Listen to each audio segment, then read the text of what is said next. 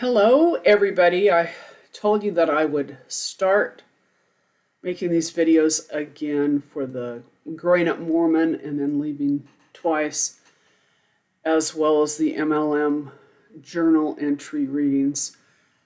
Today, I'd have something at the latest uploaded, even though now it's actually Tuesday and I said Monday.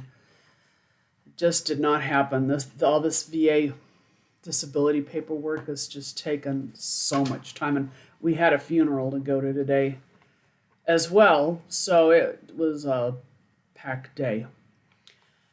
I'm going to talk about part 5, growing up Mormon and then leaving twice. The last submission was that I made was part 4, that was done March of last year, and I was practicing doing this video, which I normally don't do that. I just start talking off the cuff. But this one, I wanted to have all my thoughts together, and I realized why I'd been putting off doing this video for so long, because there's going to be some very delicate situations that I'm going to discuss here that might trigger people.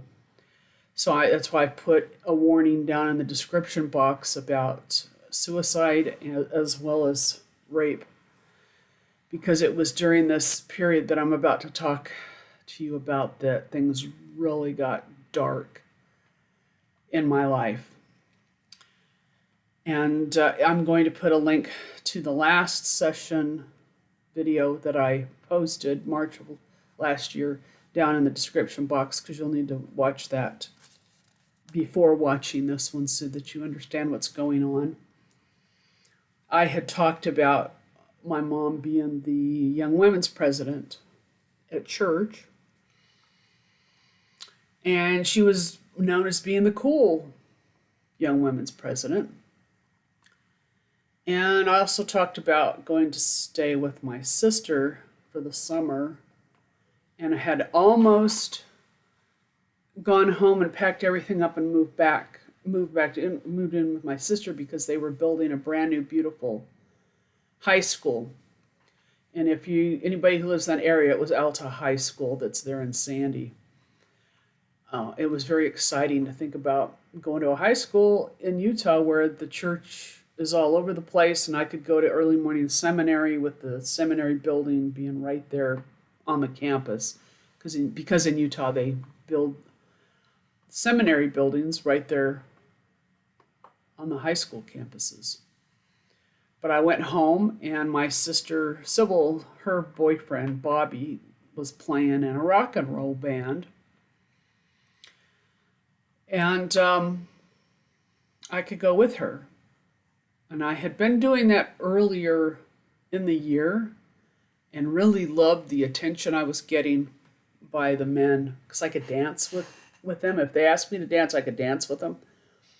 And I looked older than 15. And I talked about this in the last video, but in the fall, he got a gig with new band members, a new band, at my beloved Mission Inn hotel in Riverside. And I would spend, I think it was Thursday, Friday, Saturday nights with Sybil watching him play. Watching Bobby play. But something else happened at this time at church that really traumatized me, probably forever.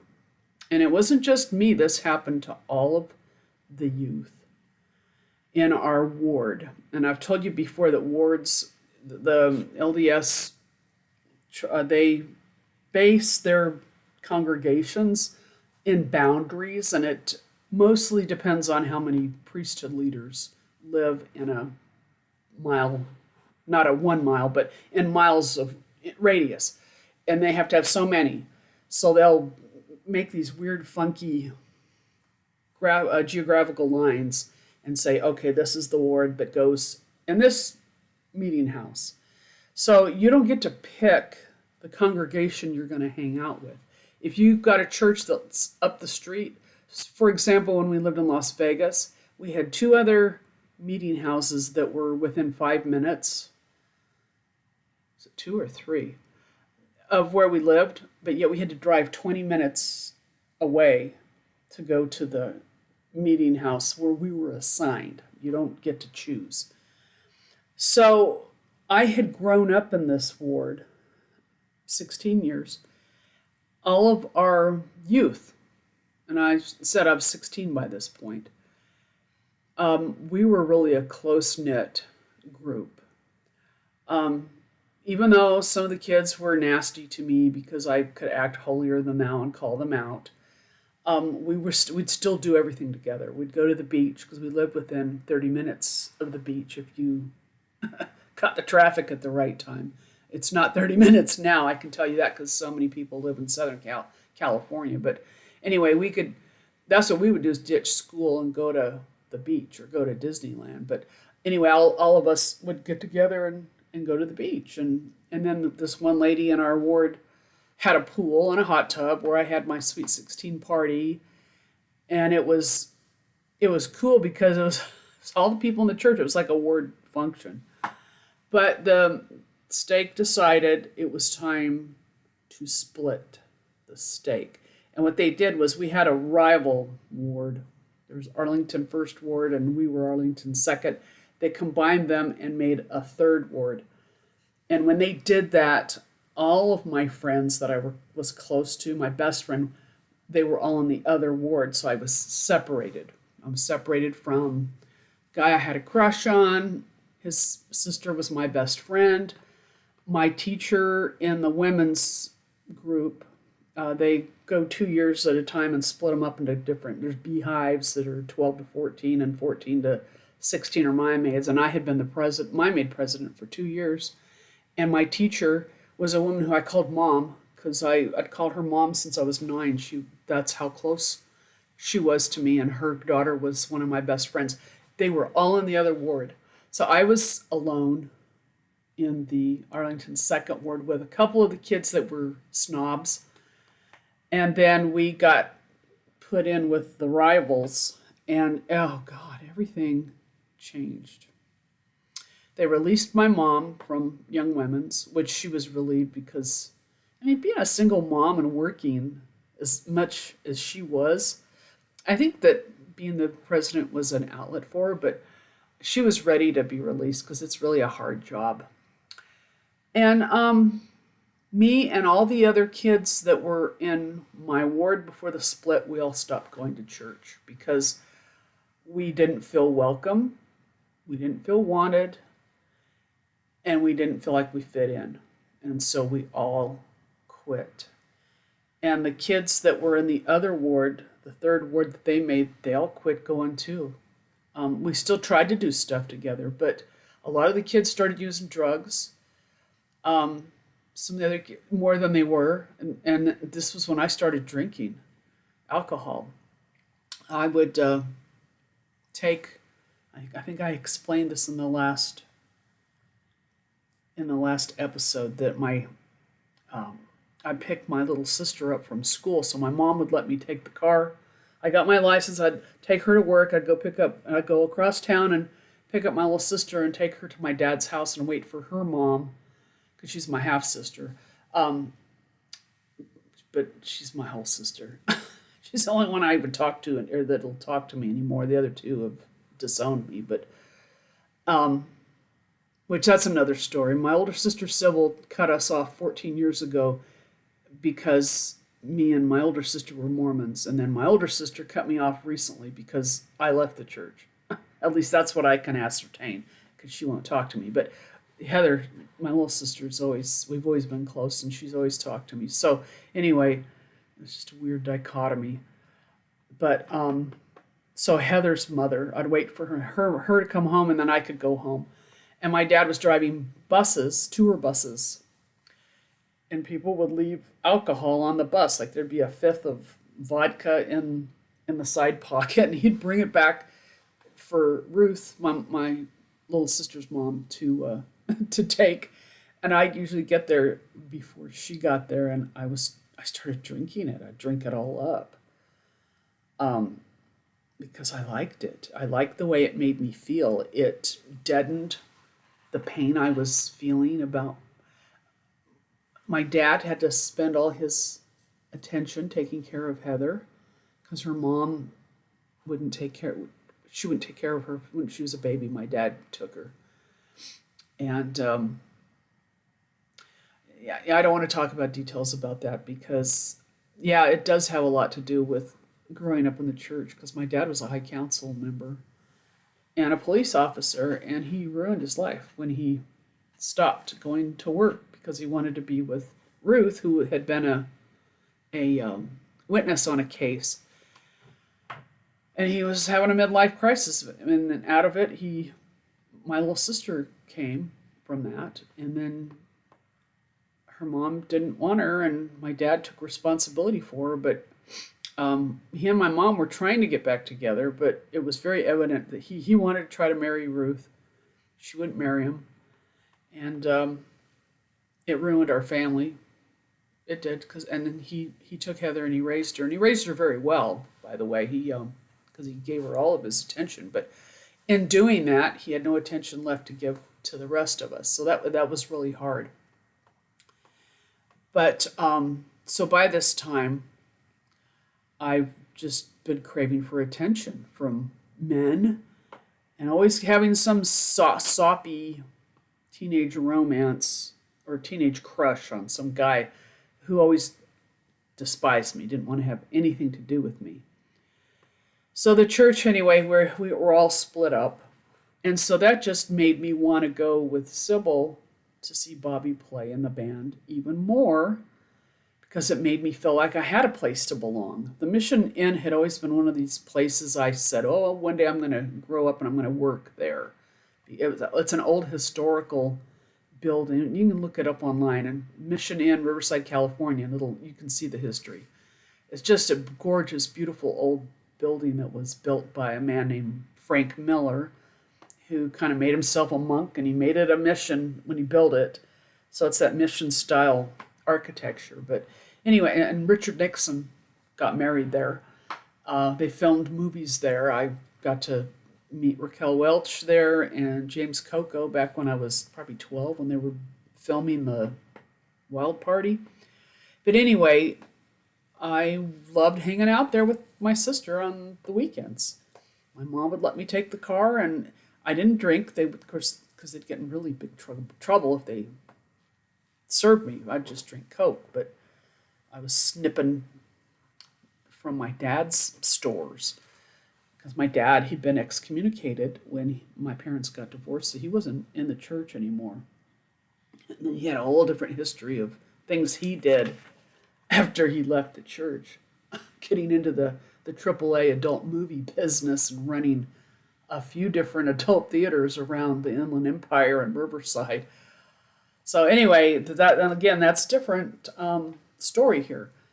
I had started ditching school at this point a little bit. I started drinking coffee, and it was mainly because I got a job working at Noggles, which is a company that was a breakaway from Del Taco. And if you're in the West, you'll know what Del Taco is. And a lot of the menu they have now came from Noggles. Anyway, I worked at the original. Dick Noggle would come in and see. We had Christmas parties with him. But I only lasted through the holiday season because my boss fired me after I walked in late 5 minutes. He didn't like me anyway. He wasn't the one that hired me. But anyway, I could get free coffee. And I love the smell of coffee. I've always loved the smell of coffee. It had this feeling of euphoria for me. And I started drinking coffee while I worked at Noggles. And Mormons don't drink coffee. Joseph Smith received revelation that said coffee's bad for you. So you can go look at studies today on coffee. It's the opposite. But anyway, now I'm not getting into that either. But at this point, I just felt like my life was really spinning out of control. One day, I was at ditching school, and I was at home, and just really feeling And I can't remember if this was after I was fired. It probably was. But I just took everything in my mom's medicine cabinet and swallowed it, trying to kill myself. And I can't remember what it was. Some of it was aspirin and like Excedrin that has caffeine in it. And I started throwing up, and I was throwing up blood. And it scared me because I had expected to just take a bunch of pills and then go unconscious and die. And that's not what happened. I was throwing up blood, and that was scaring me. And I called the lady who who whose house I had my Sweet 16 party at earlier that the year before, and she came and got me, and she calmed me down, and she made sure I wasn't like having convulsions or heart palpitations or some awful thing where I needed to go to the hospital. Because by that time I was calmed down, and she called she called our bishop. She asked me. She says, "You need a blessing, and we need to talk to the bishop about this." And because I had been in that other ward, and I didn't like who the new bishop was, didn't have a relationship with him whatsoever, and her bishop, I did have a relationship with, but he really wasn't my bishop. Our the bishop we had before they had split everything, he had become the new stake president. So she called him, and he came. And he's one of those men that I have the greatest amount of respect for. I did then and I do now. I always will, because he was a good man. He tried to do what was right, but he also followed the spirit of the law as well as the letter of the law. He'd do what needed to be done for the betterment of the person he was working with. And that's what he did that day too. He came and sat down and talked, all three of us. And then he says, "I would like to take you home, and let's talk to your mother about this, and I want to give you a blessing." So he did, and we did. And my mom, and I think about this now, by this time, my mom had to deal with my sister Sybil. She had tried to commit suicide too after my dad left and had ended up in the hospital. And so my poor mother had to deal with her, and she'd been doing drugs like heroin and really big, awful stuff in our house. And my mom would come home and she would find out about it. So here she had to go through all this stuff with her, and now her youngest is going kind of down a similar path. And my mom was never really very good at confrontations. Both of my parents just weren't. I think that's kind of what caused issues in their marriage, because we could see things. And I only remember from a 6 or 7 year old's perspective. But I got letters later given to me after my dad passed that my mom had written that had been stored at my grandmother's house. And reading those letters, and I could see there was a communication breakdown. But anyway, I'm not here to talk about that. I'm here to talk about growing up Mormon, and then why I left. And it was at this time that I could see this flaw with why the church had emphasized so much on their damn boundaries with having, and at that time I didn't know the reason why they redo boundaries has to do with priesthood, how many men that hold the priesthood. And it's the Melchizedek priesthood, the higher priesthood. That wasn't explained to me, and it might not even been policy back then. It was when we were still in, and we've been out 5 years now, legally. Been out 10 years, 12 years. Oh wow, it's been 12 years. The end of January was, because it was 2000. No, it was 2012. That's 11 years. Yeah, when we left. But and I'll get to that down the line. But I started to be very angry at the church when I saw, well, it was always how my mom had to have a church calling, even though she worked sometimes 70 hours a week to keep our house over our heads, because my dad didn't pay child support. He never paid anything to help. And sometimes we had to go on church welfare to put food on the table, and my mother was humiliated because it was always somebody else in the ward that got the food for us because they knew we were struggling, and my mom was too proud to ask for help. And then she'd just be humiliated when the food showed up. And I was like, well, Mom, well, we got stuff here that we need. And she just never could get, over that. Anyway, so talking to her about stuff like suicide like that, this was just, it just wasn't going to happen. It seems after the stake president left, she called Sybil to come and talk to me because, God, um, I know I just had said she cut us off 12 years ago. No, she cut us off in 2010. But and I'll get to that when I get to that time frame. I'll talk about it. But Sybil was the one that saved me because she left the church when she was 12, and she was the one that told me about sex, and that there's people out there who not to trust. She was, and you heard me talk about my earlier story when I was sexually assaulted at 7. That happened because I was in the front yard because she was beating on me, and she learned her lesson from that and never did it again. But she kind of became my protector and the person that would talk to me about stuff my mom was too uptight to talk to me about. So she had come and tried to calm my mom down and calm me down, and told my mom that she needs to go to counseling, Mom. She needs to have a professional to talk to. The bishop talking to the stake president like that is not enough. They're not trained people in the psychological profession. They're just lay people, and this is the big problem in the church. Even so now, these bishops, these stake presidents, none of them have had any kind of training dealing with psychological issues and emotional issues, and they give horrible advice to try to help somebody that doesn't really help. So a few months later, my mom starts dating my stepfather to be, and it's already over 22 minutes here, and I want to keep these as close to 20 minutes as I can. So I'll be talking more about what happens after this in the next segment, and I am going to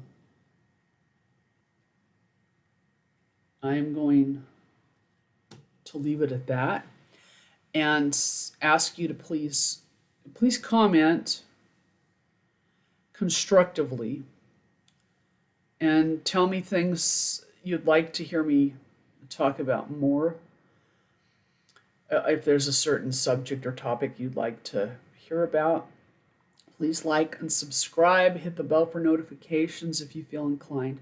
And thank you for watching because, excuse me, I really appreciate you taking the time. It takes time to watch content on YouTube. I try to keep up with probably too many creators because there's really a lot of good content out there now.